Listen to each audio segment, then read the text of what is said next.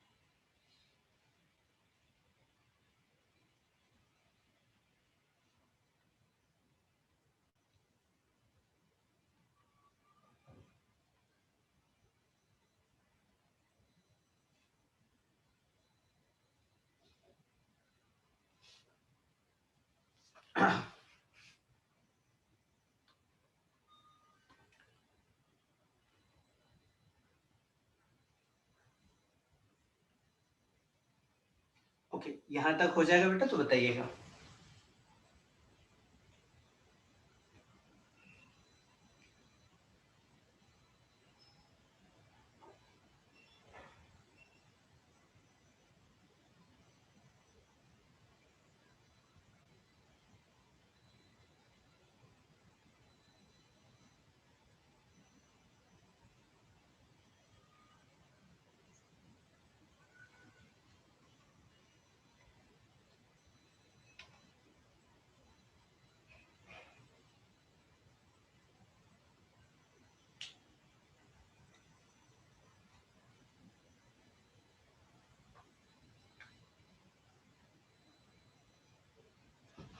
Done?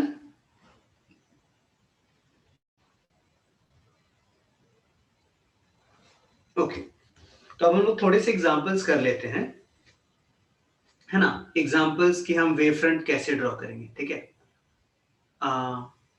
देखिए, पहला है, मान लो कि ना पैरेलल लाइट बीम है, पैरेलल लाइट रेज है, तो इसके कारण वेव फ्रंट कैसा होगा। तो अभी मैंने जस्ट आपको नोट लिखा है कि वेव फ्रंट जो होता है ना, लाइट के प्रोपगेशन के परपेंडिकुलर होता है। तो इसके परपेंडिकुलर अगर हम लाइन ड्रॉ करेंगे तो कुछ ऐसा होगा। तो इसके कारण जो वेव फ्रंट बनेगा ना, अच्छा वेव फ्रंट एक एरिया होगा, एक प्लेन होगा, ये लाइन नहीं होगा। तो वेव फ्रंट जो होगा ना वो कुछ ऐसा आप बनेगा, प्लेनार वेव फ्रंट। ऐसा समझ आ रहा है आपको? ऐसा जैसे इक्विपोटेंशियल सरफेस होता है ना, कुछ उसी टाइप का, है ना। अब देखो, अगर मान लो लाइट रेज ऐसे जा रहा है, ऐसे, तो हमारा वेव फ्रंट कैसे बनेगा। तो ऑब्वियसली इसके परपेंडिकुलर होगा, इसके परपेंडिकुलर होगा, इसके परपेंडिकुलर होगा, इसके परपेंडिकुलर होगा। तो हमारा वेव फ्रंट एक कुछ इस तरह का होगा,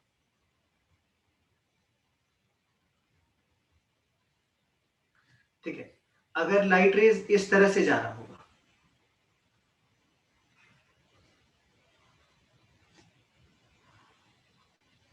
तो हमारा वेव फ्रंट कैसा होगा, इसके परपेंडिकुलर होगा, ऐसा।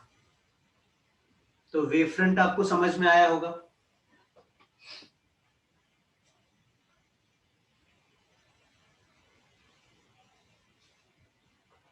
है ना।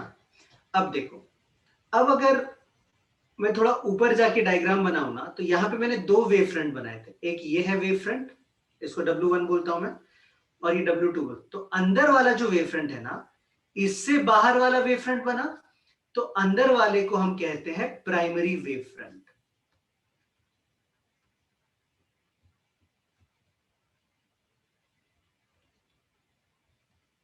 और बाहर वाले को बोलते हैं हम सेकेंडरी वेव फ्रंट।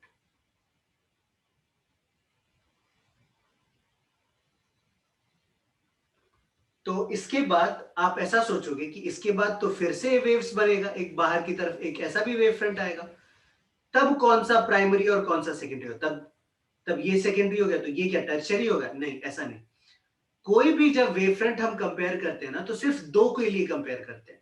अगर इसको और इसको देखा तो पहला वाला अंदर रेड वाला प्राइमरी, ब्लू वाला सेकेंडरी।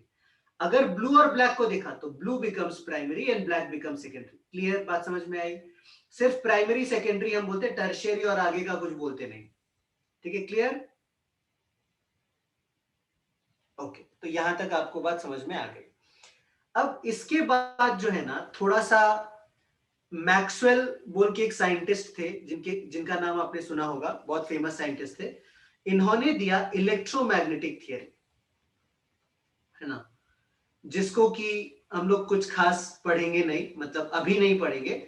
आपको इलेक्ट्रोमैग्नेटिक वेव्स में अगर सर ने पढ़ाया रहेगा, वैसे तो वो ज्यादा सिलेबस का पार्ट है नहीं, तो इसको आप फिलहाल के लिए हम लोग रहने देते हैं, है ना।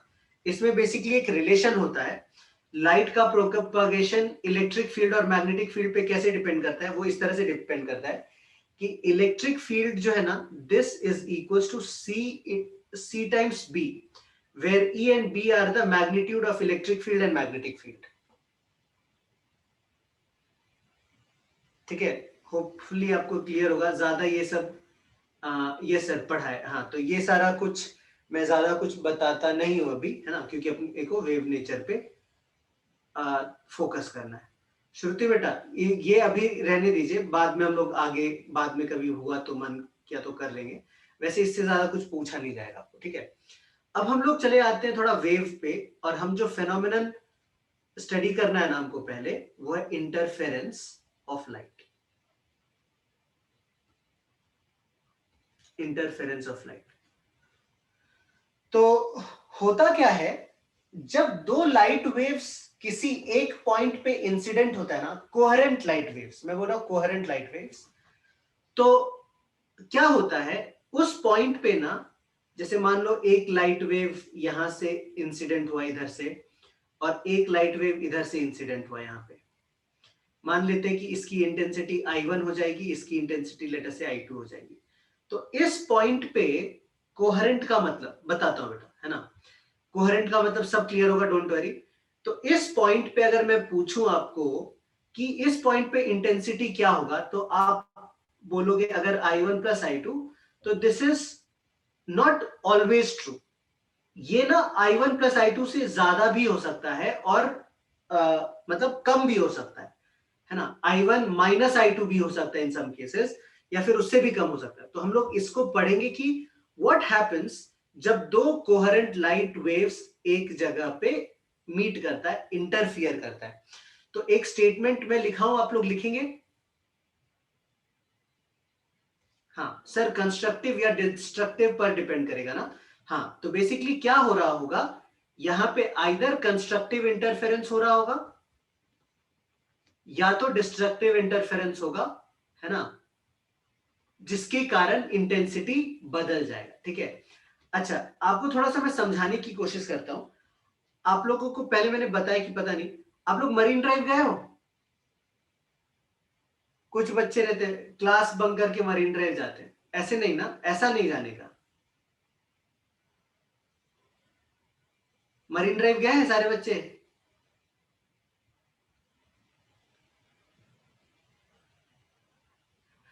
प्रवीण ने सीधा बोला नहीं, बोला सर बोले कि क्लास बंक करके जाता, हम तो जाते ही नहीं, है ना। सर कलवा से कहा मरीन ड्राइव जाएंगे हम। अच्छा, ओके। नहीं नहीं बच्चा, आप लोग तो शरीफ बच्चे हो। एक दूसरे क्लास में मैं पढ़ाता था, उसके बच्चे, एक दिन लेक्चर कैंसिल हुआ, तो मम्मी पापा को लगा कि क्लास में पढ़ाई कर रहा होगा, लेकिन पूरा ग्रुप मिलके मरीन ड्राइव के मजे ले रहा था। ठीक है? कहीं मैंने आप लोगों को आइडिया तो नहीं दे दिया? उनको भी आप हमारे बारे में ऐसा ही नहीं ना बताते? नहीं नहीं, आप लोग तो जाते ही नहीं हो ना। अच्छा, आपको क्या लगता है मैं उनको आपके बारे में और आपका उनके बारे में बोलता रहता है ऐसा नाम लेकर के? नहीं नहीं, ऐसा नहीं, ऐसा नहीं। ठीक है, देखो, सो आपने देखा होगा मरीन ड्राइव पे कि कभी कभी ना दो वेव्स आता है, और दो वेव्स ना मिलके और बड़ा वेव बन जाता है, देखा है कभी?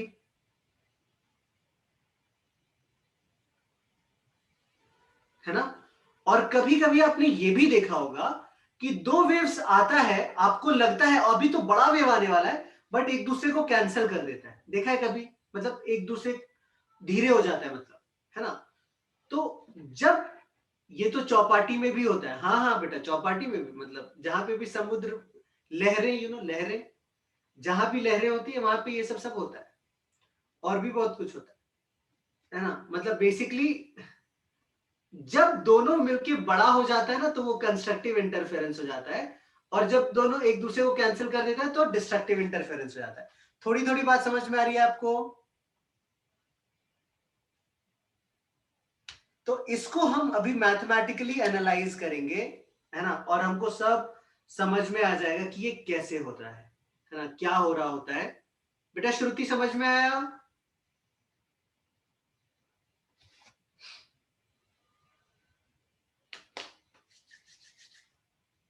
तो चलिए अब मैं एक स्टेटमेंट लिखाता हूं, आप लोग हेडिंग डाल दीजिए इंटरफेरेंस ऑफ लाइट, उसके बाद मैं एक स्टेटमेंट लिखाऊंगा, वो आप लिख लीजिए।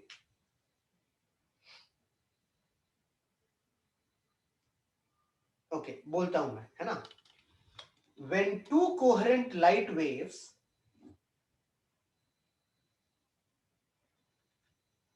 ऊपर का कुछ लिखने का ही नहीं था, ऊपर का था क्या कुछ लिखने का? मैक्सवेल वाला तो मैंने कुछ लिखा ही नहीं था, थोड़ा सा था वो तो आप लोग को पता भी है वैसे भी, ठीक है, लिख लो। कोहेरेंट मींस, बेटा कोहेरेंट मींस बताता हूं।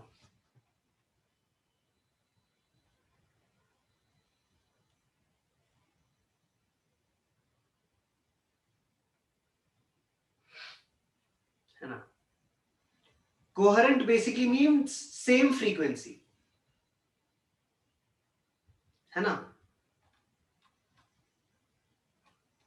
ठीक है, लिखिए when two coherent light waves, खुशी ने क्या कहा सर? एकदम स्टार्ट का एक सेकेंड के लिए लगाओ ना, एकदम स्टार्ट का बोले तो यहां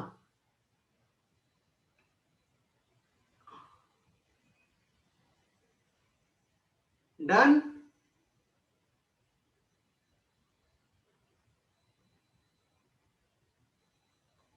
खुशी बेटा, यस, चलिए, तो कहां तक लिखा है बेटा?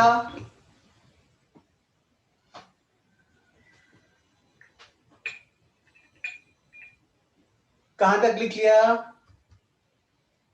लाइट वेव्स तक ना? when two coherent light waves superpose at a point, मतलब इन शॉर्ट जब दोनों मिलते हैं तब superpose eight a point, the resultant intensity the resultant intensity at that point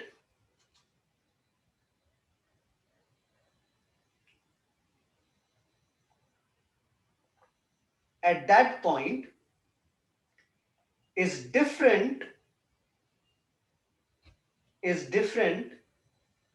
from the sum of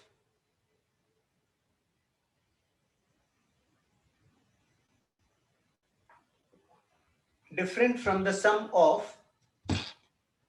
two intensities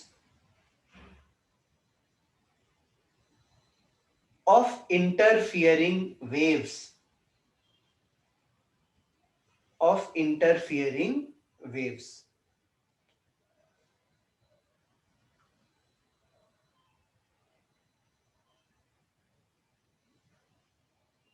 This phenomenon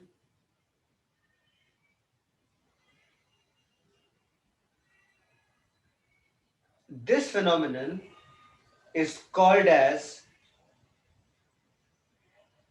interference of light.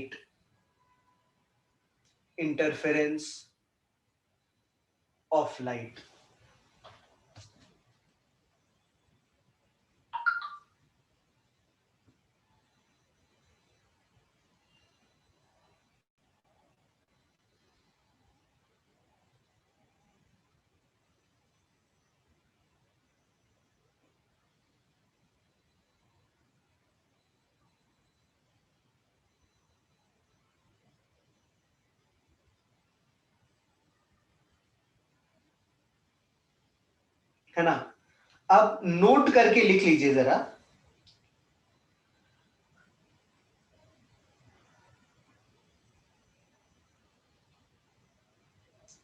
Note करके लिख लीजिए, if the phase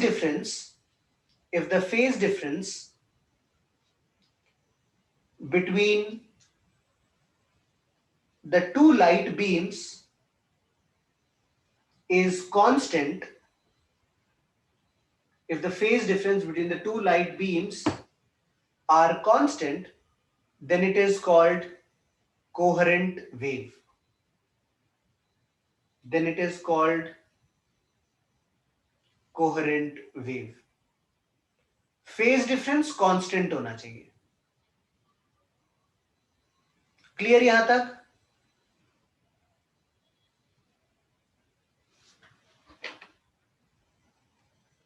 है ना। अब देखो, जब कंस्ट्रक्टिव इंटरफेरेंस होगा ना तो वेव बड़ा बन जाएगा, मैंने कहा, और आपको जो इंटेंसिटी है ना वो मैक्सिमम मिलेगी, और जब डिस्ट्रक्टिव इंटरफेरेंस होगा तो आपको इंटेंसिटी मिनिमम मिलेगी। किस केस में कांस्टेंट नहीं होता, एक एग्जांपल दो ना प्लीज। ओके, एक एग्जांपल देना है जहां पे फेज डिफरेंस कांस्टेंट नहीं होता है। इसके बारे में सोचना पड़ेगा, इसके बारे में सोचना पड़ेगा। जनरली क्या होता है मैं आपको बताता हूं, अगर कोई एक लाइट सोर्स है ना, एक लाइट सोर्स है ना, मान लो एक बल्ब है, तो उससे इनफाइनाइटली मेनी लाइट रेज निकल रहे होते हैं, है ना। और उस लाइट सोर्स जहां से वो क्रिएट होता है ना, तो जो सोर्स है जो क्रिएट हो रहा है उसका फ्रीक्वेंसी एक ही रहेगा, तो एक लाइट सोर्स का जो वेव्स रहता है ना वो कोहेरेंट होता है ना। अगर मैंने दो सोर्स ले लिया तो दोनों का वेव जो फेज डिफरेंस है ना वो कांस्टेंट रहेगा या नहीं रहेगा, वी कैन नॉट से फॉर श्योर। तो अभी जब सेटअप होगा इंटरफेरेंस का, मैं जब आपको एक्सपेरिमेंटल सेटअप बताऊंगा, वाईडीएससी जो सबसे इंपॉर्टेंट पार्ट है, तो आपको समझ में आएगा कि कैसे हम कोहेरेंट वेव सोर्स क्रिएट करते हैं और कि उससे कैसे इंटरफेरेंस प्रोड्यूस होता है। होपफुली क्लियर है आपको, है ना। तो अब चलिए हम लोग चले आते हैं theory of interference of two waves. आपने वेव्स का इंटरफेरेंस वेव्स चैप्टर में पढ़ रखा होगा, राइट, है ना। एनालिसिस हम थोड़ा सा करेंगे अभी, है ना। तो मान लो कि late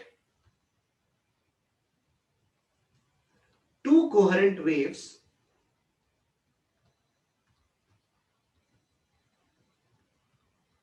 of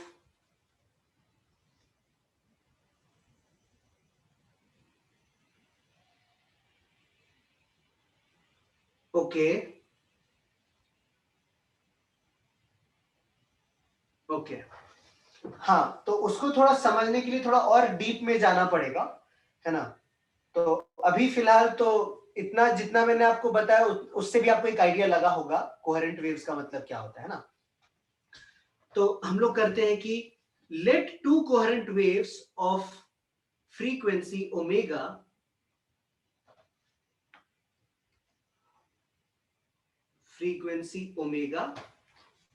interfere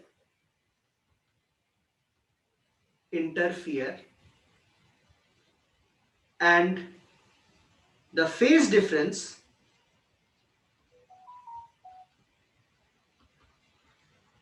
is phi, है ना। हम मान लेते हैं कि दोनों वेव्स के बीच में जो कांस्टेंट फेज डिफरेंस है ना वो है phi। तो एक वेव को आपने वेव्स का इक्वेशन पहले लिखा होगा, तो y is equal to sine omega T, इस तरह से हम रिप्रेजेंट करते हैं। तो दोनों का फ्रीक्वेंसी हमने सेम ले रखा है, तो अगर एक वेव ऐसा है तो दूसरा वेव मान लेते हैं a sign omega T plus five या माइनस फाइव, कुछ भी ले सकते हो, मैं माइनस फाइव ले लेता हूं। तो दोनों वेव्स में जो फेज डिफरेंस है ना, ये एक पॉइंट पे जब वो इंटरफियर हो रहे तब उसकी बात करें। तो दोनों वेव्स को अलग अलग डिनोट करने के लिए मैं y1 और y2 ले लेता हूं, ठीक है ना। और एक काम करते हैं, एम्पलीट्यूड भी दोनों का अलग ले लेते हैं, एक का a1 ले लेते हैं, एक का a2 ले लेते हैं। तो अगर किसी पॉइंट पे ये सुपरपोज होंगे, है ना, so the resultant wave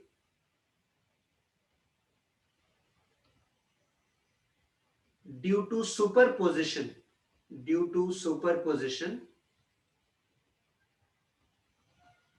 can be written as y is equals to y1 plus y2, and this can be written as a1 sin omega t plus a2 sin omega t minus phi।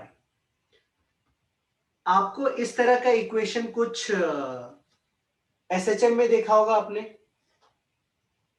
और इसको जब हम लोग इस तरह से understand करते हैं, मतलब इसको मैथमेटिकली हम कंबाइन करेंगे, तो आपको पता है ये कुछ इस तरह से आ जाएगा, this will be some r sin omega T minus theta हम लोग लिख लेते हैं। तो this is r which is the amplitude of the resultant wave.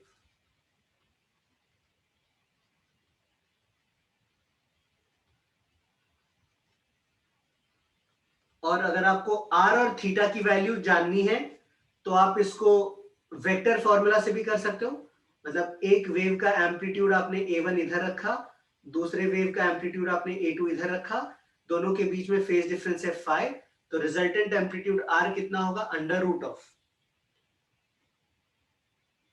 a1 square plus a2 square plus 2a1 a2 cos phi। याद आ रहा है? Basically ये वेक्टर एडिशन के फॉर्मूला से आपको मिल जाएगा। और थीटा का जो वैल्यू है वो भी वेक्टर के फॉर्मूला से मिल जाएगा, tan inverse of a2 sin phi divided by a1 plus a2 cos phi। Correct, हाँ या ना?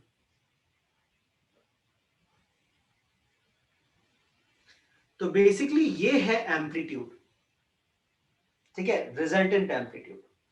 अब देखो होता ये है कि अगर मैं एम्पलीट्यूड के बारे में बात करूं, if a1 becomes equal to a2, हमने जो दोनों लाइट वेव्स लिए हैं ना उसमें a1 और a2 इक्वल हो जाता है, देन हमारा जो रिलेशन आ जाएगा ना वो क्या आएगा, r is equal to under root of, let us से इनको हम मिलके a ही बुलाते हैं, a1 is equals to a2 and this is equals to say a, so this will be a square plus a square plus 2a square cos phi, है ना। and from here we can write r is equals to under root of 2a square, हम common ले सकते हैं 2a square, चलो एक step लिख देते हैं, 2a square plus 2a square cos phi। अगर 2a square हमने कॉमन ले लिया तो ये हमको मिलेगा 1 plus cos phi inside the bracket, and एक ट्रिग्नोमेट्री का फॉर्मूला होता है 1 plus cos phi is equal to 2 cos square phi by 2। आपको ये याद रखने की जरूरत है, नहीं रखा तो भी चल जाएगा, लेकिन रखे तो अच्छा रहेगा क्योंकि ये काफी कॉमनली यूज होता है।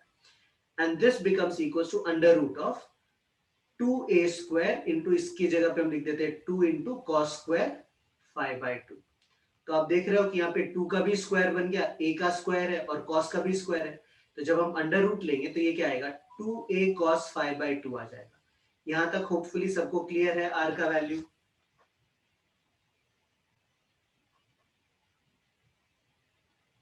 है ना। अब सिर्फ सोच के देखो, है ना, अब सिर्फ सोच के देखो कि इफ cos 5/2 बिकम्स 1, अच्छा ये जो r लिया है हमने स्क्वायर रूट के बाहर आया है, तो यहां पे मैं मॉड्यूलस लिख सकता हूं, है ना। So if cos 5/2 is plus minus 1, हम कह सकते हैं क्या कि r का जो वैल्यू होगा वो ट्वाइस ऑफ a होगा। मतलब रिजल्टेंट एम्पलीट्यूड जो है वो 2 times of the original amplitude हो गया। And if cos phi by 2 becomes equal to 0, r will become 0। अब अगर r 0 हो जाएगा तो आप समझ सकते हो कि y जो था ना रिजल्टेंट, जो हमने वेव लिखा था y रिजल्टेंट, यही 0 हो जाएगा। बात समझ में आ रही है?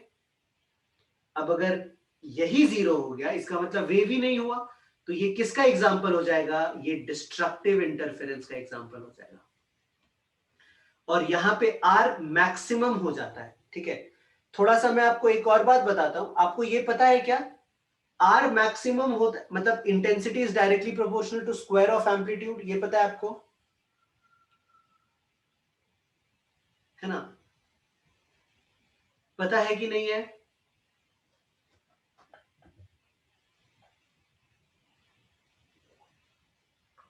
मेरी आवाज आप तक पहुंच रही है बेटा? मैंने कुछ ज्यादा पढ़ा दिया क्या? अच्छा, आदित्य ने कुछ बच्चों ने बोला नहीं पता था मुझे। तो प्रवीण, नहीं क्या बोला बेटा? आवाज नहीं आ रही है मेरी? आवाज आ रही है? सो बेसिकली पता पता था, श्रुति को पता था, यस आ रही है ना? सो बेसिकली जब आर, ये जो है ना आर का मैक्सिमम वैल्यू है, आप ये भी समझ सकते हो कि कॉस का मैक्सिमम वैल्यू तो 1 रहेगा। So this is the maximum value of R. What is R? Resultant amplitude. And this is the case of constructive interference. आप लोगों को बात समझ में आ रही है तो बोलो हाँ। सारे बच्चों से रिस्पॉन्स चाहिए मुझे, है ना? ये सारा कुछ आपने पहले आई थिंक कर रखा होगा, एक बार रिवीजन हुआ रहेगा होपफुली। तो जरा स्टार्टिंग से आप जरा लिख लीजिए, है ना? फिर हम लोग आगे बढ़ेंगे, है ना? तो कुछ बच्चों ने बोला था कि वेव्स नहीं आता है, तो हमें समझ में आएगा बेटा, हमें समझ में आएगा क्या? तो बेटा समझ में आएगा, है ना? यहां से एनालिसिस से आपको लिखना है।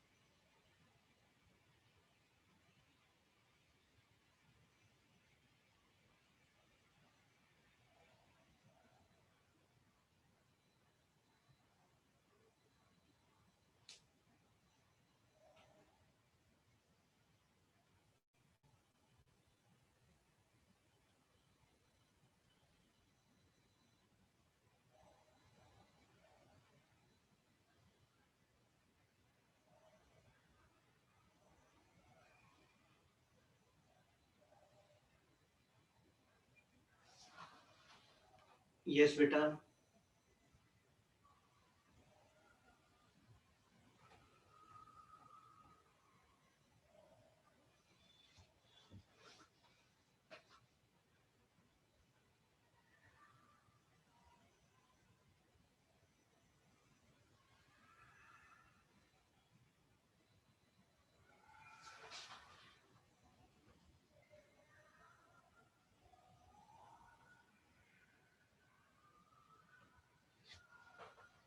इतना ठीक है बेटा? श्रुति,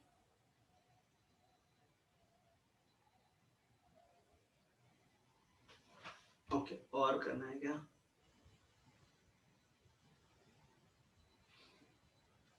यहां तक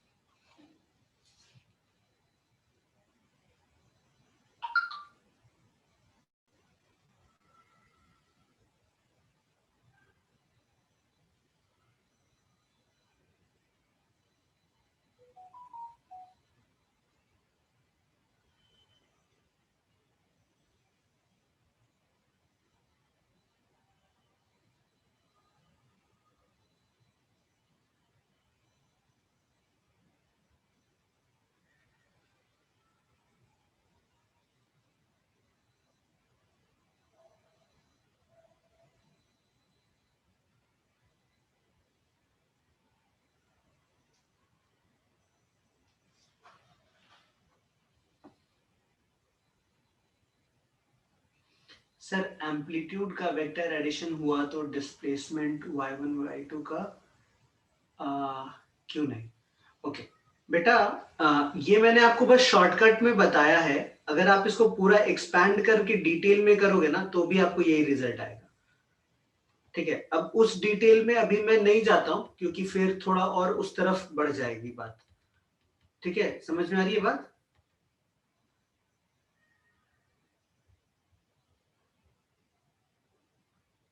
तो अभी के लिए आप इतना ही समझो, है ना? और आप टेंशन मत लो, सब क्लियर होएगा आपको अच्छे से एकदम।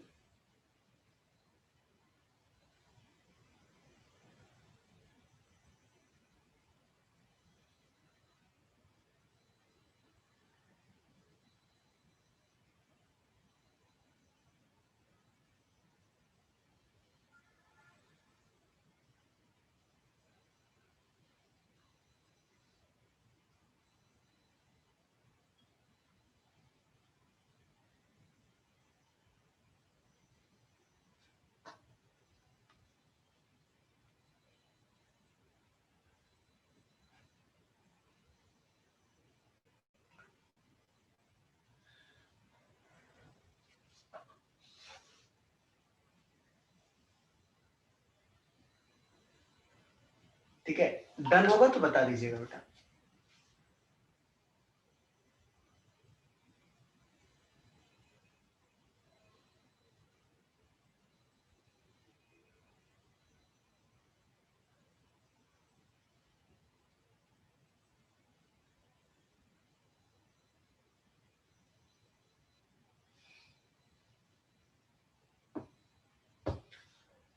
आर इक्वल्स टू जीरो के केस में वाई रिजल्टेंट का मतलब जो रिजल्टेंट डिस्प्लेसमेंट होगा ना ऑफ द मीडियम पार्टिकल, वो आपने वेव्स में पढ़ा होगा। जब वेव्स, दो वेव्स इंटरफियर होते हैं तो वो पार्टिकल डिस्प्लेस ही नहीं करेगा उस मोमेंट पे, है ना? वैसा अगर हुआ तो मतलब उस जगह पे डिस्प्लेसमेंट होगा ही नहीं मीडियम पार्टिकल का।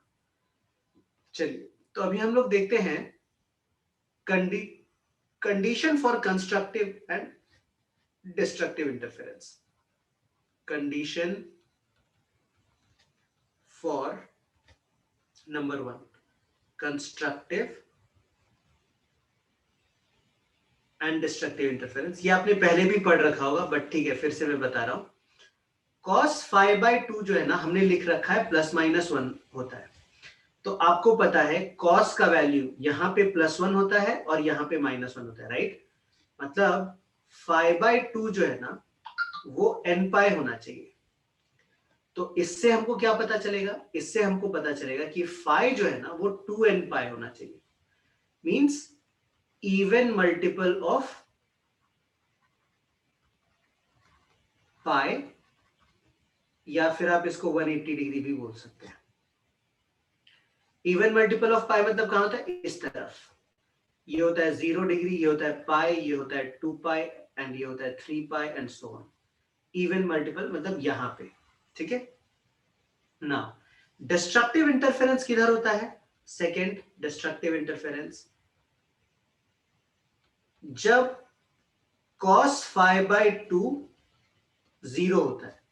तो cos का वैल्यू 0 कहां होता है, इधर और इधर प्लस माइनस 1 रहता है, इधर 0 रहता है और नीचे 0 रहता है। मतलब this is odd multiple of pi by 2 ऐसा कह सकते हैं, है ना। So this can basically be written as 5 by 2 is equals to 2n plus 1, है ना, या फिर 2m plus 1 into pi by 2, odd multiple of pi by 2।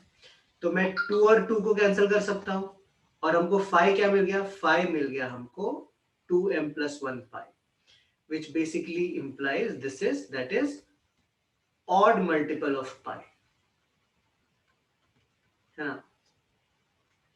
इसका हम यूज करने वाले हैं। अच्छा, इसका ये जो condition for constructive and destructive interference लिखा है ना हमने, इसको डिराइव करने का एक और तरीका है ना। आप याद करो, है ना, ये आपका थोड़ा सा रिवीजन भी हो रहा होगा वेव्स वाला पार्ट का। आप याद करो कि हमने आर को क्या लिखा था, आर लिखा था हमने under root of a1 square plus a2 square plus 2a1 a2 cos phi, है ना। अगर हम r को मैक्सिमम करना चाहते हैं, अच्छा यहाँ पे a1 और a2 इक्वल कर दिया था, so for r to be maximum, for r to be maximum cos phi must be maximum and cos phi का मैक्सिमम वैल्यू कितना होता है, 1। आप यहां पे बोलेंगे क्या सर प्लस माइनस 1 ले सकते हैं, नहीं।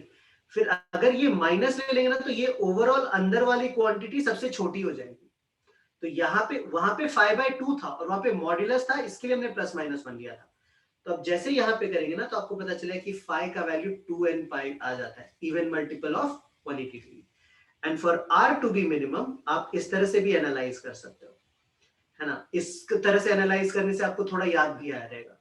For r to be minimum cos phi मैं डायरेक्टली लिखता हूं must be minimum, that is -1।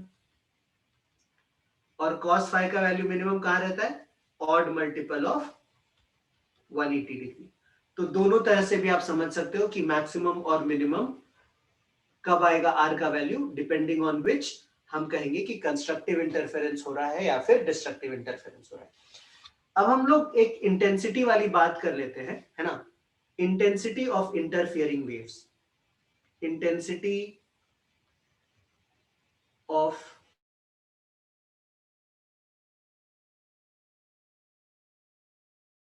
Interfering waves of the resultant basically, ठीक है, इंटरफियरिंग, ऐसा हेडिंग लिख रहा हूं ताकि आपको ध्यान रहे, ठीक है। तो जैसा कि मैंने आपको बताया कि intensity at a point is directly proportional to square of amplitude. तो अगर हम ये प्रोपोर्शनैलिटी साइन हटाएंगे तो हम इसको ये लिख सकते हैं कि intensity is equals to some constant of proportionality से k इनटू एम्पलीट्यूड का square a square. Now for the resultant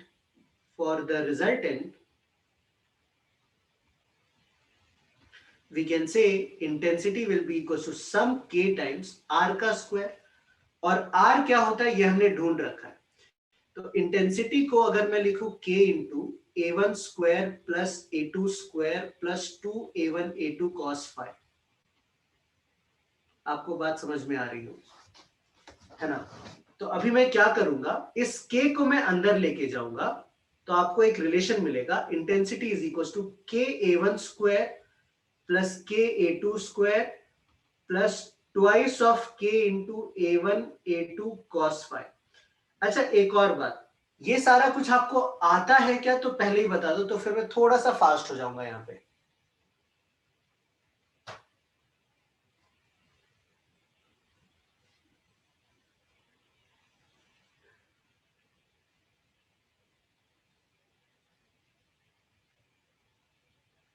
बच्चे लोग जरा बोल दीजिए। ओके, तो ठीक है, ठीक है, तो मैं ये बता रहा हूं, ठीक है। नाउ अगर मैं इसको k इंटू A1 स्क्वायर लिख रहा हूं, तो क्या मैं इसको I1 लिख सकता हूं, intensity of the first wave, and similarly क्या मैं इसको intensity of the second wave भी लिख सकता हूं, है ना। अब देखो यहां पे जो है ना, यहां पे थोड़ा सा अपने को कुछ सेट करना पड़ेगा प्रोग्राम कार्यक्रम। हमने इसको ऐसे लिख देते हैं, 2 into under root of k square A1 square A2 square cos phi. और यहां पे थोड़ा सा हम और एक चीज सेट करेंगे। क्या सेट करेंगे, हम इसको लिखेंगे I1 plus I2 plus twice of under root of k A1 square into k A2 square into cos phi. तो ये जो k A1 स्क्वायर था ना, ये फिर से I1 बन जाएगा और ये फिर से I2 बन जाएगा। सो हमको रिजल्टेंट इंटेंसिटी का जो रिलेशन मिलेगा ना, वो मिलेगा I1 plus I2 plus twice of under root of I1 I2 cos phi. अब आपने कंस्ट्रक्टिव और डिस्ट्रक्टिव इंटरफेरेंस का कंडीशन सीख रखा है। सो फॉर कंस्ट्रक्टिव इंटरफेरेंस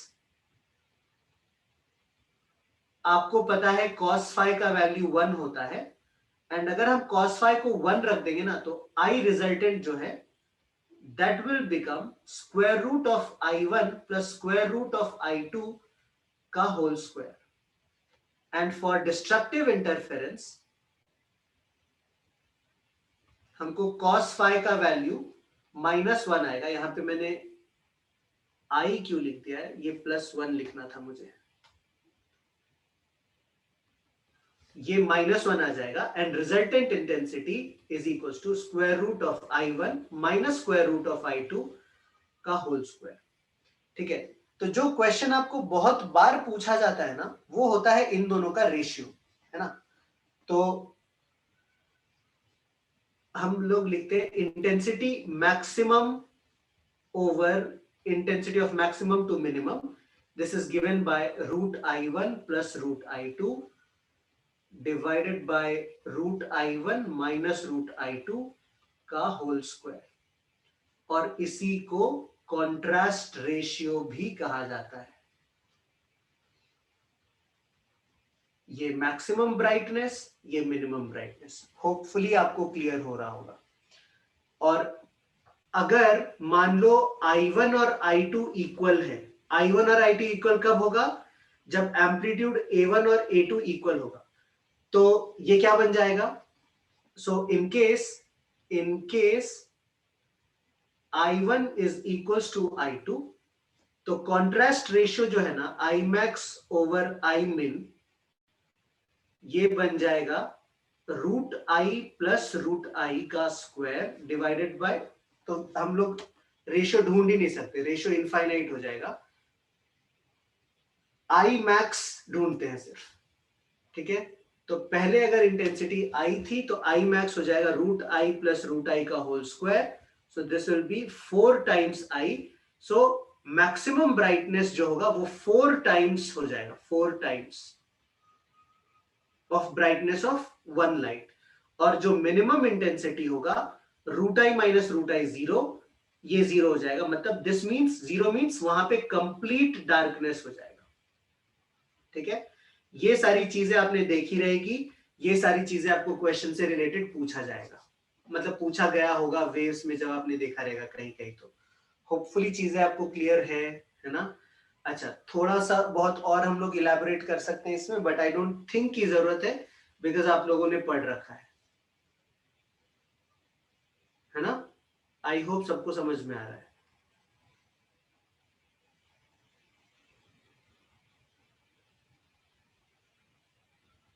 ठीक है, एंड आपने अभी तक जो लिखा है वो यहां तक लिखा था, right. Condition for constructive interference नहीं लिखा था, राइट, कि लिखा है।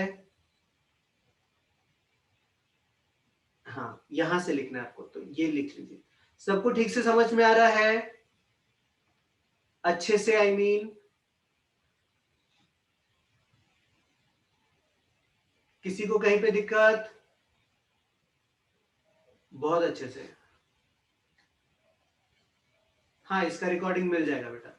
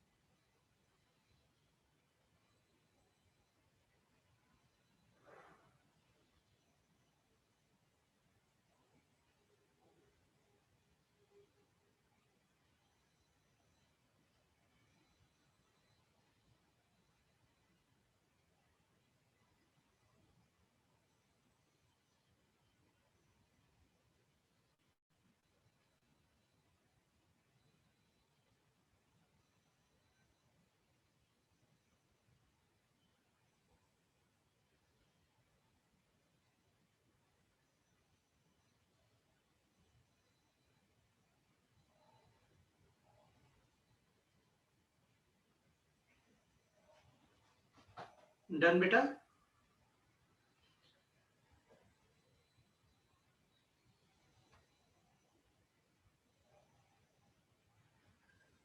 आदित्य, आपको अच्छे से समझ में आ रहा होगा होपफुली।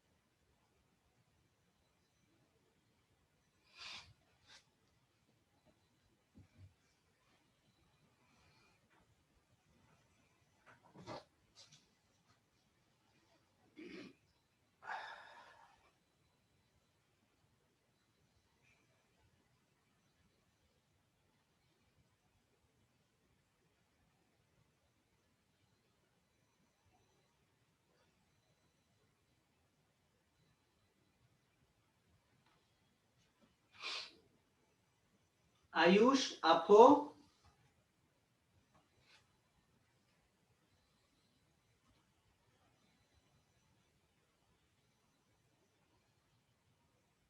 और दूसरा बच्चा किधर है? क्या नाम है उसका?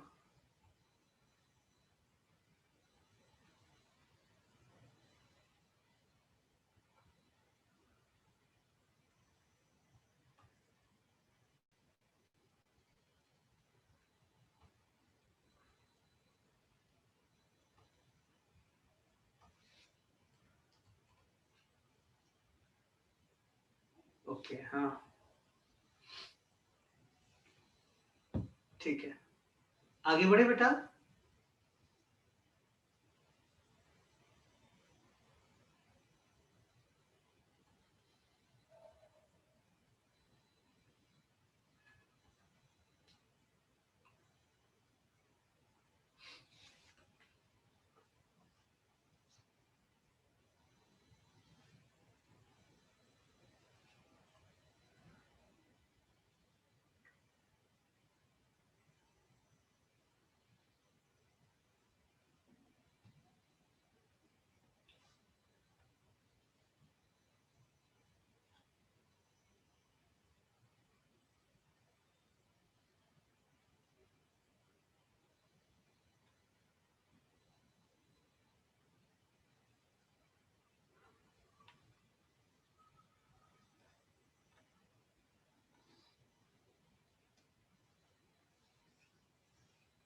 डन बेटा?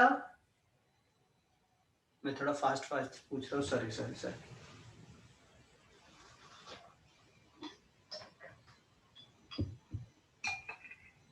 डन।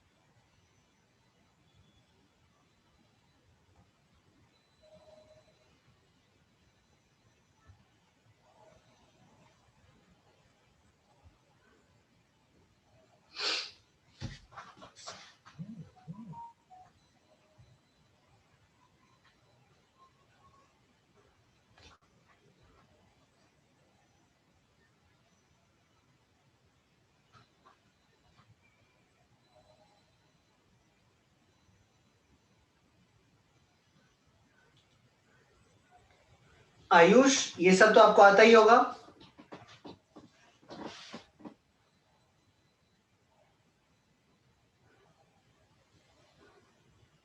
आयुष, हाँ ओके ठीक है, चलिए अच्छा है, बट होपफुली रिवीजन हुआ रहेगा, है ना? चलो अभी आगे बढ़ सकते हो बेटा? एक बार जरा हाँ बोल दो।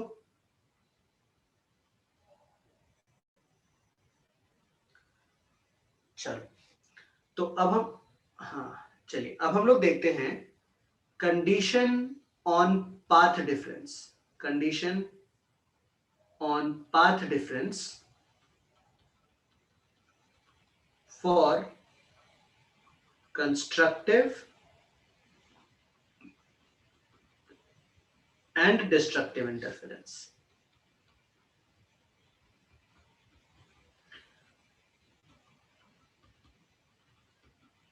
आदित्य, सब कुछ अच्छा है बेटा? चले आगे। देखो तो अगर मैं कंस्ट्रक्टिव इंटरफेरेंस की बात करूं तो आपको पता है कि फेज डिफरेंस जो होता है ना, फेज डिफरेंस फाई जो होता है ना, वो होता है 2n पाई। और फेज डिफरेंस और पाथ डिफरेंस का एक बहुत अच्छा रिलेशन आपको पता है, डेल्टा फाई, या फिर ऐसे लिखता हूं मैं, delta x is equals to lambda by 2 pi into delta phi. या फिर आप ये रिलेशन यूज कर सकते हो, delta phi is equals to 2 pi by lambda into delta x. तो एक ही बात है, चाहे आप ये यूज करो, मतलब इसको उल्टा करके बस बना है रिलेशन, और कुछ नहीं है। तो कंस्ट्रक्टिव इंटरफेरेंस के लिए अगर फेज डिफरेंस 2n पाई है तो हमारा पाथ डिफरेंस क्या आएगा, lambda by 2 pi into 2n पाई। तो 2 पाई कैंसिल हो गया तो ये n लैम्डा बन जाएगा, है ना? मतलब this is integer multiple of lambda, integral multiple of lambda, है ना? ऐसा जब होगा पाथ डिफरेंस तो हम कहेंगे कि कंस्ट्रक्टिव इंटरफेरेंस हो रहा है। इसका मतलब क्या है, मान लो कहीं से एक वेव आ रहा है किसी एक पॉइंट पे, और इसका जो पाथ है ना, लेट अस से this is point P, this is A, AP का डिस्टेंस है 10 लैम्डा, और अगर एक B पॉइंट से वेव आ रहा है ना P पॉइंट पे ही, और इसका पाथ लेंथ है 11 लैम्डा, तो पाथ डिफरेंस कितना हो गया? 1 लैम्डा हो गया, यस और नो? तो मतलब यहां पे अगर मैं पूछूं कि कैसा इंटरफेरेंस होगा, तो आप बोलोगे कंस्ट्रक्टिव इंटरफेरेंस होगा। बात समझ में आई? अगर सपोज यहां पे मैं 11 के बदले मैं बोलूं कि यहां पे 41 लैम्डा आ रहा है, मतलब ये डिस्टेंस बहुत कम दिख रहा है, बट ठीक है, मतलब मान लो एग्जांपल ही है ना, तो इन दोनों का पाथ डिफरेंस कितना हो जाएगा? 41 lambda minus 10 lambda, path difference is 31 lambda which is a integer multiple of lambda, तो again it will be a constructive interference. Do I make myself clear बेटा? Am I clear? है ना? अब दूसरी बात, फॉर डिस्ट्रक्टिव इंटरफेरेंस आपको पता है कंडीशन क्या होता है? थोड़ा सा मैं फास्ट जाता हूं यहां पे, है ना? फॉर डिस्ट्रक्टिव इंटरफेरेंस हम कहेंगे डेल्टा एक्स जो होगा वो क्या होगा? Lambda by 2 pi into 2m+1 into lambda into pi by 2 होगा, है ना? Odd multiple of 90 degree. तो क्या होगा? इस पाई को और इस पाई को तो हम कट कर सकते हैं, तो हमको यहाँ पे क्या मिल जाएगा? नहीं, ऑड मल्टीपल ऑफ पाई होता है ना, odd multiple of pi by 2 थोड़ी होता है, ऑड मल्टीपल ऑफ पाई होता है, तो सिर्फ पाई कट होगा। So this is odd multiple of lambda by 2, मतलब odd multiple of lambda by 2 का मतलब क्या हुआ? अगर m का वैल्यू 0 डालेंगे तो ये आएगा लैम्डा बाय 2, 1 डालेंगे तो 3 लैम्डा बाय 2, ये डालेंगे तो 5 लैम्डा बाय 2, 2 डालेंगे एंड सो ऑन, इस तरह से हमको मिलेगा। तो मान लो मैंने पूछा आपसे कि एक वेव P पॉइंट पे आ रहा है A पॉइंट से, और इसका पाथ डिफरेंस है लेट अस से 13 लैम्डा बाय 2, और एक इधर से वेव आ रहा है लेट अस से सेम पॉइंट P पे B पॉइंट से, और इसका है लेट अस से 17 लैम्डा बाय 2, तो यहां पे कंस्ट्रक्टिव इंटरफेरेंस होगा या डिस्ट्रक्टिव इंटरफेरेंस होगा? जल्दी बताओ।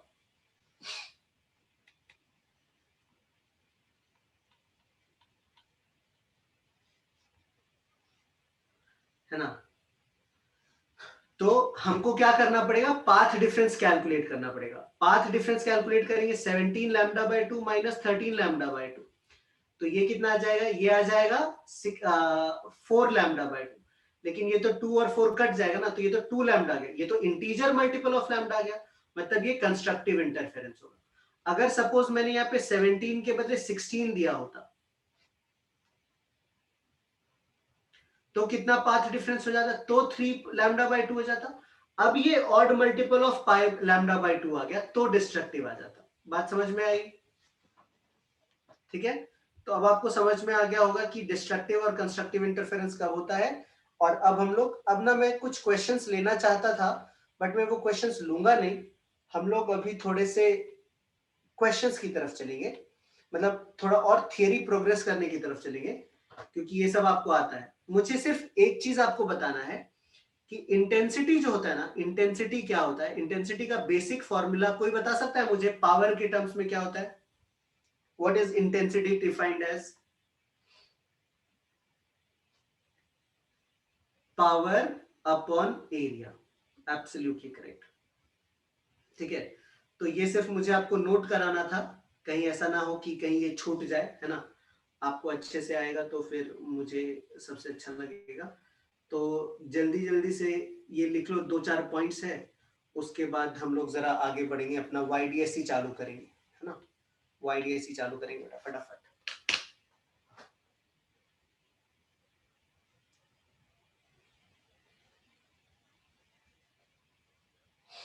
अभी आपको लग रहा है कि आपका पूरा कॉन्सेप्चुअल अंडरस्टैंडिंग कंप्लीट फॉर्म हो रहा है, मतलब ऐसा कुछ छूट नहीं लग रहा है, छूटा हुआ नहीं लग रहा है मतलब?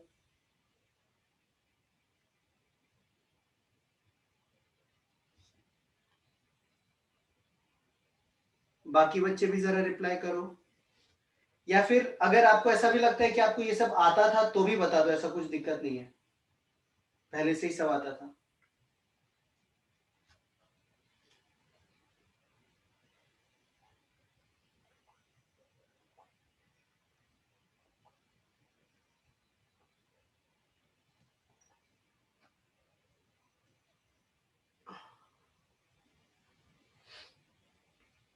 Okay.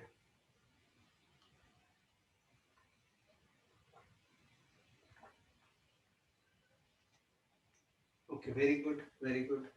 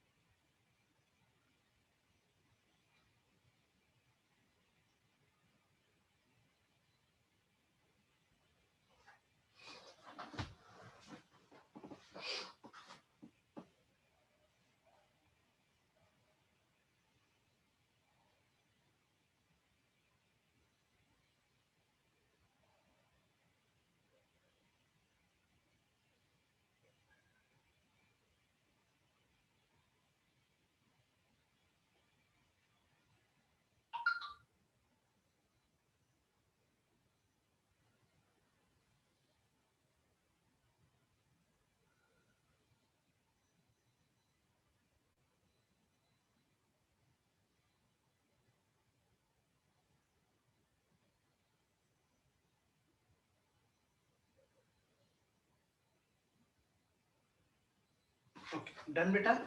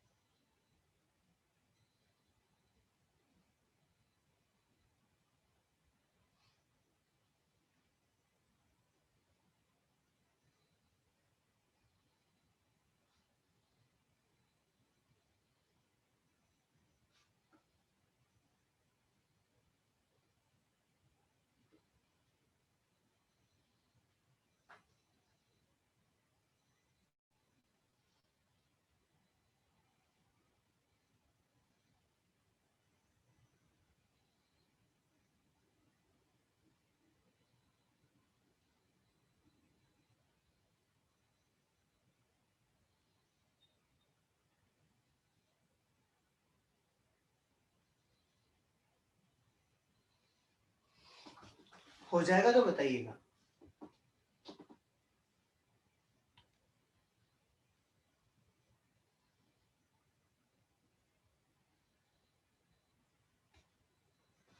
चलिए, अब हम लोग एक क्वेश्चन करते हैं, है ना? एक क्वेश्चन करते हैं। बोलूं मैं क्वेश्चन?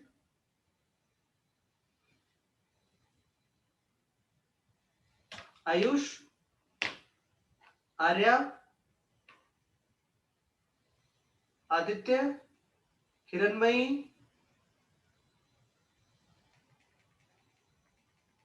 श्रुति, स्नेहल, चलो लिखो, क्वेश्चन लिखो। Figure shows a regular polygon,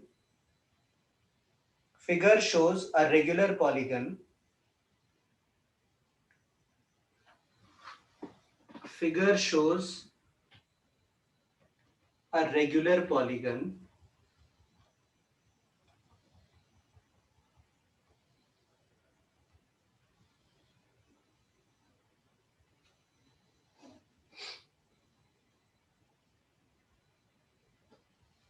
figure shows a regular polygon with a point source of light, with a point source of light, with a point source of light placed at placed at P1, placed at P1. तो मैं regular polygon draw कर देता हूं, है ना. Basically it is a regular hexagon और ये है लेट अस से पॉइंट P1, है ना. और ये है P2, ये है P3. Figure shows a regular polygon with a point source of light placed at point P1. If due to this source, यहां पे source है मतलब, if due to this source the intensity of light at point P2 is I naught, find the intensity at point P3. If the intensity at point P2 is equals to I naught, then find the intensity at point P3. Easy है, question कर लेंगे.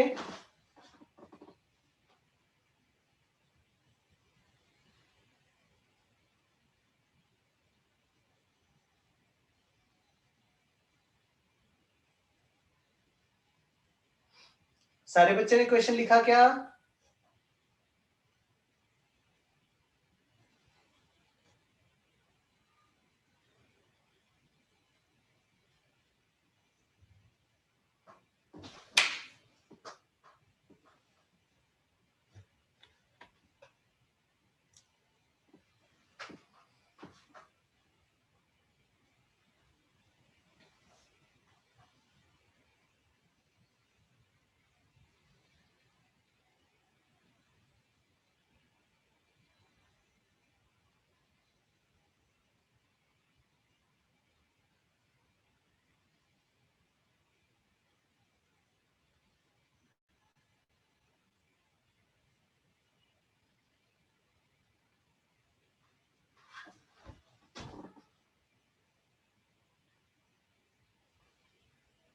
Three by four I not. Absolutely correct बेटा,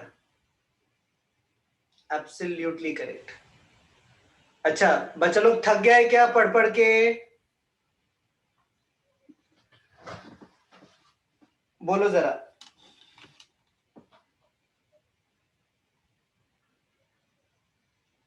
अच्छा आदित्य ने बोला नहीं, बाकी कुछ बच्चे बोल रहे हैं. कौन कौन बच्चा थक गया पढ़ पढ़ के, जल्दी बोलो जरा.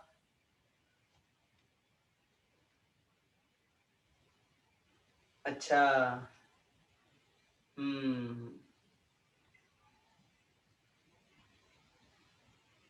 आज सीरियसली पढ़ाई किया है ना सब लोग, इसलिए शायद से ऐसा है क्या कुछ?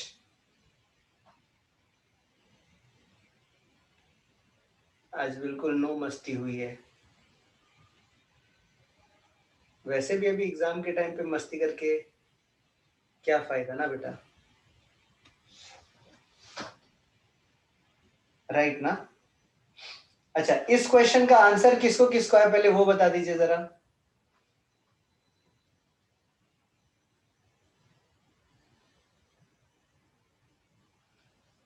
फोर बाई थ्री है नहीं बेटा, 3/4 आएगा. 3/4 आई नॉट आएगा, है ना. अगर P2 पे आई नॉट है तो P3 पे 3/4 आई नॉट आएगा. That is answer. I think आप लोगों को आ गया समझ में. अच्छा ठीक है, अभी मैं और कुछ पढ़ाऊंगा नहीं फिलहाल, तो एक और क्वेश्चन है वो कराना है आपको. चलेगा क्या? क्वेश्चन करेंगे. थोड़ा टाइम है अपने पास बेटा, लेट्स यूटिलाइज.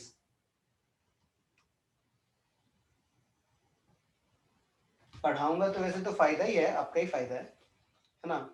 चलिए एक क्वेश्चन कीजिए तो जरा. श्रुति चलेगा ना बेटा?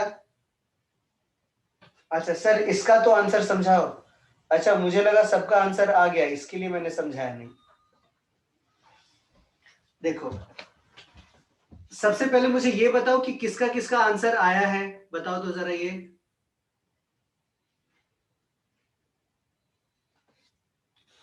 अच्छा पढ़ा लो सर, इतना पढ़ लिया तो थोड़ा और पढ़ लेते हैं.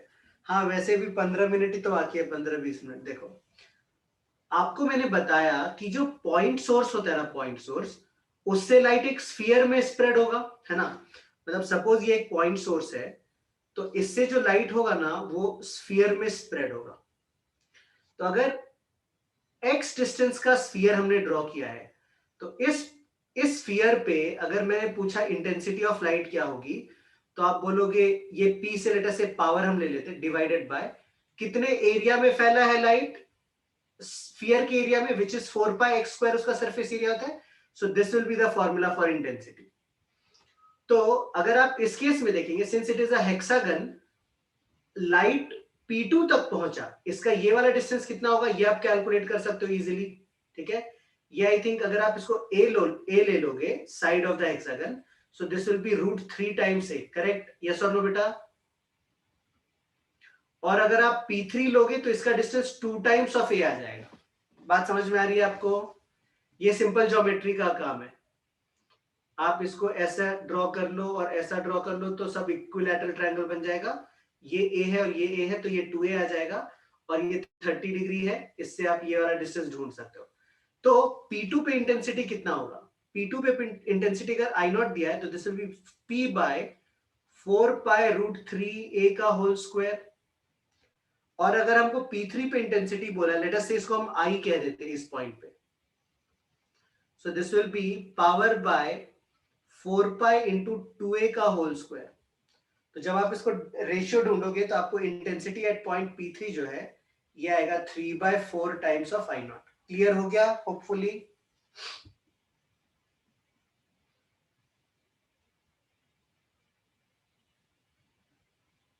है ना। तो जिस जिस बच्चों को क्लियर नहीं था जरा लिख लीजिए, फिर हम लोग आगे बढ़ते हैं, है ना। और यही रीजन था, मैंने आपको फॉर्मूला भी अभी रिवाइज कराया था।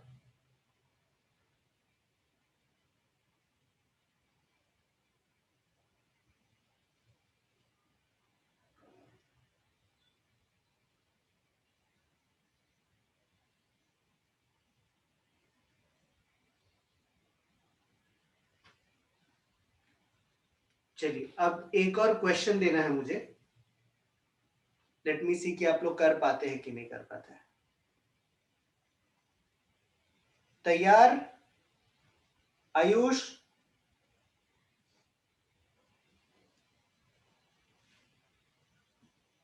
चलो, तो इस क्वेश्चन का ना डायग्राम पहले मैं दे देता हूं आपको।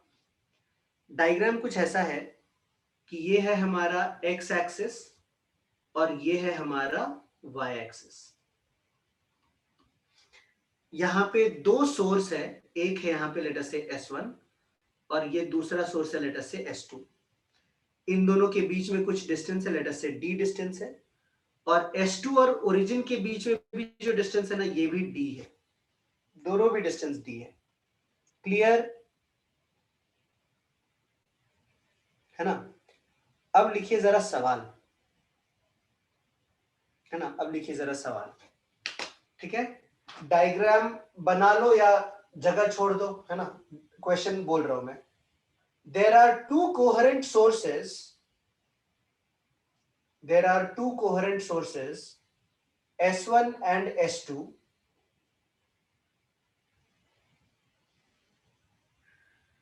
S1 and S2, which produce waves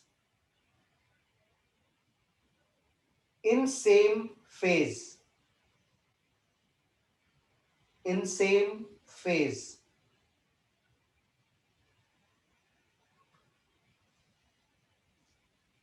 placed as shown,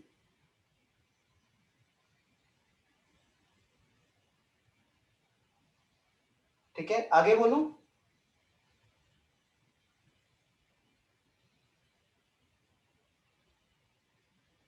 आगे बोलूं? आगे लिखिए, a detector capital D is placed at origin, which moves along x-axis, which moves along x-axis in the positive direction.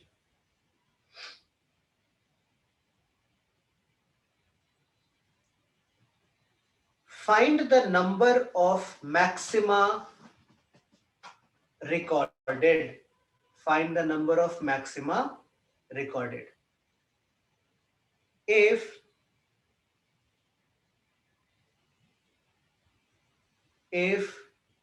wavelength of light used is 6200 angstrom and the value of small d is 0.34 millimeter.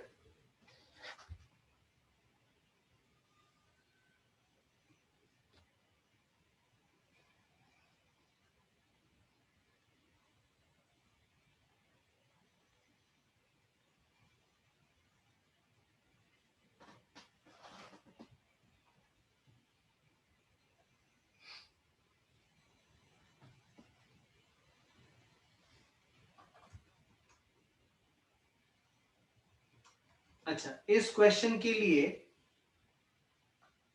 तो मतलब basically समझ में आया ना, ये source of light है, ये और सोर्स ऑफ लाइट है, ये डिटेक्टर है जो कि ओरिजिन से पॉजिटिव एक्स एक्सिस की तरफ घूम सकता है, यहां से यहां तक घूम सकता है, कहीं तक भी ओरिजिन के राइट में।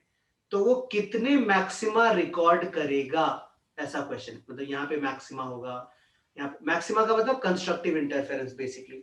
तो how many number of maxima, ठीक है। तो ये क्वेश्चन है, ये क्वेश्चन आप करना चाहोगे या मैं करूं?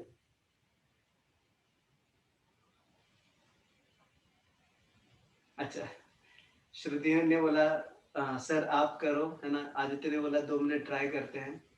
आयुष ने बोला हम करेंगे। अच्छा ठीक है, आयुष लगता है आपने ऐसे क्वेश्चंस पहले किए बेटा? अच्छा नहीं किया है, ओके। श्रुति थोड़ा सा ट्राई करेंगे बेटा, चलेगा?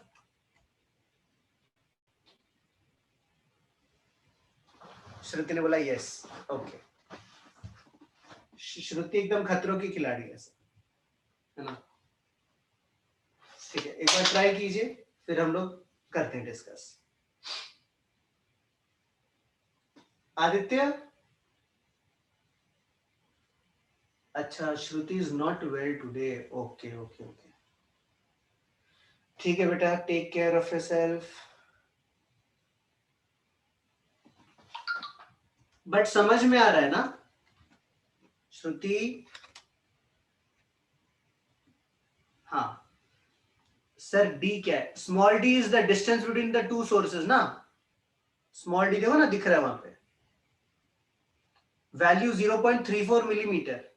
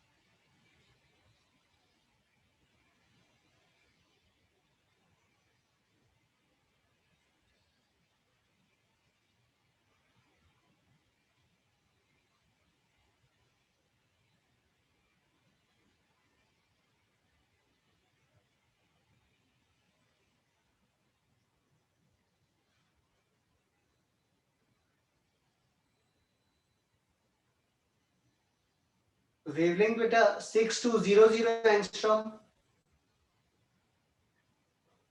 आपको स्क्रीन नहीं दिख रहा है क्या बेटा आयुष? या मैंने अनशेयर कर दिया क्या, ऐसा कुछ है क्या?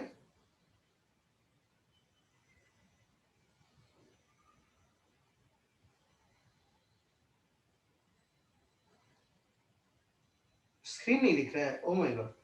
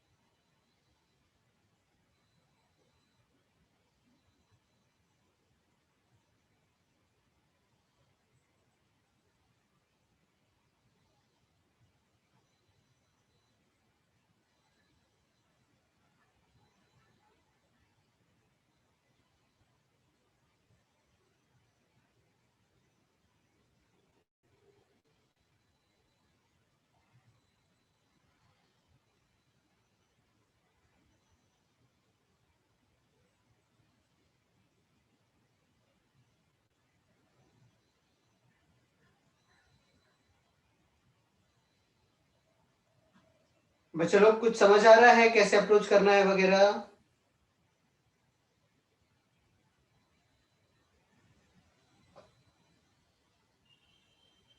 ओके आयुष आपको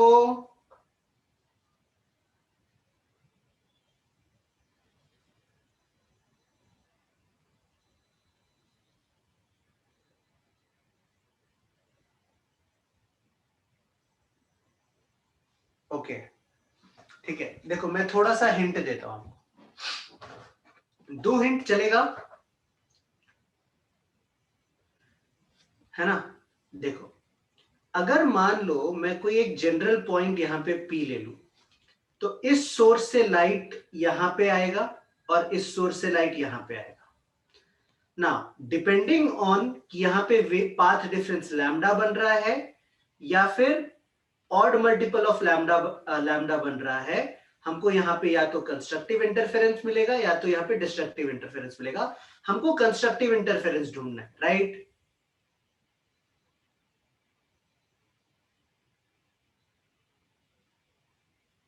है ना? अब देखो हम जा कहां से कहां तक रहे हैं, ओरिजिन से इंफिनिटी तक जा रहे हैं। तो मुझे एक बात बताइए, अगर हम इनफाइनाइट डिस्टेंस दूर जाएंगे तो क्या ये दोनों लाइट रेज ऑलमोस्ट पैरेलल नहीं हो जाएंगे? हाँ या ना? और अगर पैरेलल हो गया तो what will be the difference of length travelled? So हम कह सकते हैं पाथ डिफरेंस जो है एट इंफिनिटी विल बी 0, है कि नहीं है? है ना? अब जैसे जैसे अगर हम ओरिजिन की बात करें तो यहां तो क्लियर कट है, एक लाइट वेव यहां आएगा और एक लाइट वेव यहां पे आएगा, तो पाथ डिफरेंस कितना मिलेगा? डी। तो पाथ डिफरेंस डी जो है, इसको अगर मैं लैम्डा के टर्म्स में देखना चाहूं तो मैं path difference delta x is equal to some integer some number into lambda कर दूं, अगर सम नंबर, मान लो ये नंबर को मैं एन नहीं लिख रहा हूं, इसको मैं सम के लिख देता हूं, ठीक है? तो पाथ डिफरेंस आ गया 0.34 मिलीमीटर, जिसको कि हम 10⁻³ से मल्टीप्लाई कर देते हैं, और अगर इसको हमने 6200 एंगस्ट्रॉम से डिवाइड कर दिया, सो this will give us the value of के। सो इसको हम सिंप्लीफाई कर लेते हैं, आंसर 2 नहीं बेटा, 2 नहीं है, तो के का वैल्यू क्या आएगा? देखो ये 2 डेसिमल हटाएंगे ना तो ये आ जाएगा 34 इंटू 10⁻⁻5 डिवाइडेड बाय 6200 इंटू 10⁻⁻10, तो ये ऊपर जाएगा तो ये +5 बन जाएगा, तो 2 जीरो और हटा दो तो ये 10⁻³ बन जाएगा, मतलब ये क्या हो गया 34000 डिवाइडेड बाय 62 बन जाएगा, राइट? यहां तक राइट है? अब आप एक काम कीजिए, जरा कैलकुलेटर से 62 से 34000 को डिवाइड करके मुझे बताइए क्या आ रहा है आपको।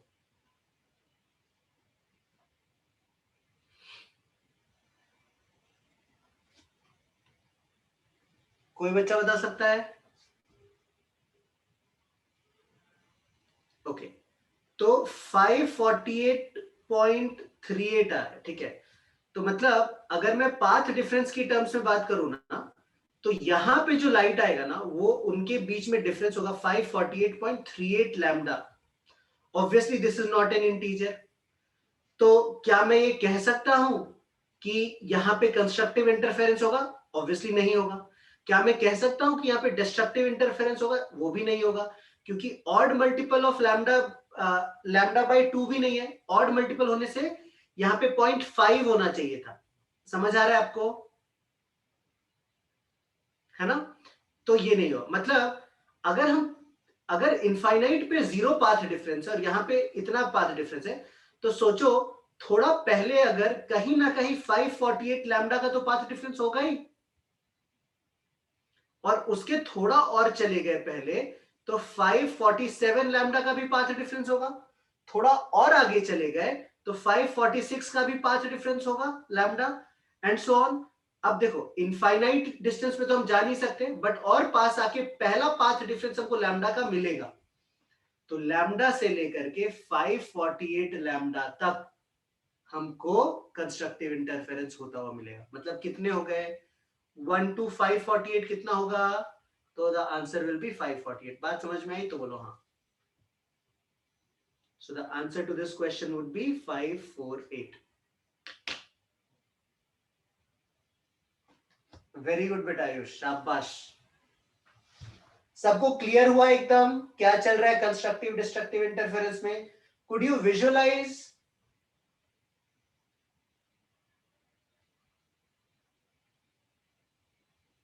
बच्चा लोग बोलो जरा। अब क्वेश्चन दो करके समझा। अच्छा अच्छा, आदित्य अभी बोलो, डर गया क्या वेव ऑप्टिक्स और वेव से थोड़ा सा? अब इजी लग रहा है कि नहीं बोलो?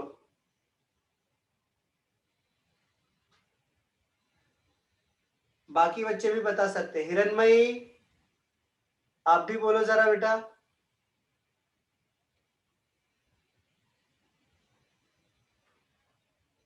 ओके चलिए, तो आज के लिए हम हमारा कार्यक्रम यहीं तक ही रखेंगे, है ना? कल नहीं है अपना लेक्चर, जब भी नेक्स्ट लेक्चर रहेगा तब हम इसके आगे कंटिन्यू करेंगे। और तब जो मेन पार्ट है यंग्स डबल स्लिट एक्सपेरिमेंट, वहां से हम स्टार्ट करेंगे। तो होमवर्क के लिए आप लोगों को अगर क्वेश्चन चाहिए तो होमवर्क के लिए बेटा आज मत मांगो, नेक्स्ट टाइम देता हूं, चलेगा?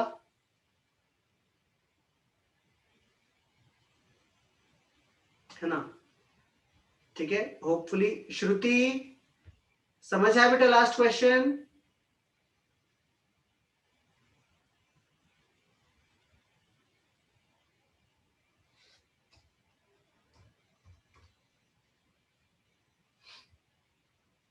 ओके शाबाश। चलिए फिर आज के लिए हम लोग छुट्टी करते हैं। थैंक यू बच्चा लोग। थैंक यू बेटा। बाय बाय बच्चा लोग। बाय बेटा। Snehal, Arya, Shruti, Ishika, Praveen, Madiha, Hiranmayi, thank you. Bye बेटा।